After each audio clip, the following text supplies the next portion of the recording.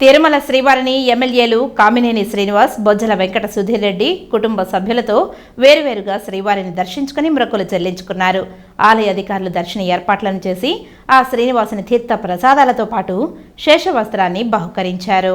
తిరుమల శ్రీవారిని ఏపీ ఎమ్మెల్యేలు కామినేని శ్రీనివాస్, బొజ్జల వెంకట సుధీర్ రెడ్డి కుటుంబ సభ్యులతో కలిసి శ్రీవారిని వేర్వేరుగా దర్శించుకున్నారు.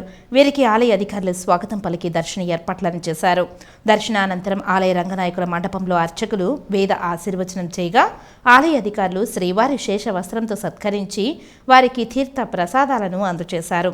అనంతరం ఆలయం వెలుపలకు వచ్చిన వీరు మీడియాతో మాట్లాడుతూ ప్రముఖులు, వీఐపీల ఈ ఏడాదిలో ఒక్కరోజు మాత్రమే తిరుమల శ్రీవారిని దర్శించుకోవాలని కామినేని శ్రీనివాస్ అన్నారు. దేశానికి స్వాతంత్రం వచ్చి 78 సంవత్సరాలు అయితే ఏపీకి మాత్రం స్వాతంత్రం వచ్చి 70 రోజులు మాత్రమే అయిందని ఎమ్మెల్యే బొజ్జల వెంకట సుధీర్ రెడ్డి అన్నారు. నేను ఇప్పుడు ఎవరైనా సరే ఏడాదికి ఒకసారి వస్తే చాలు, ఎందుకంటే మిగిలిన భక్తులకి ఇబ్బంది లేకుండా ఏడాదికి ఒకసారి రావాలి. వచ్చి రాగాలి.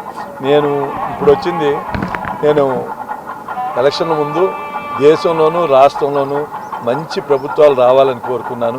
అలాగే ఆ స్వామివారి వల్ల మంచి ప్రభుత్వాలు వచ్చినాయి, ప్రజలకి మంచి జరగాలని కోరుకున్నాను.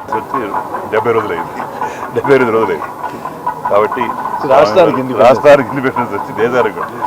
సో చాలా హ్యాపీగా ఉంది. స్వామివారి మా కులదైవం, ఆయన అందరూ చల్లగా ఉండాలని కోరుకుని వచ్చాను.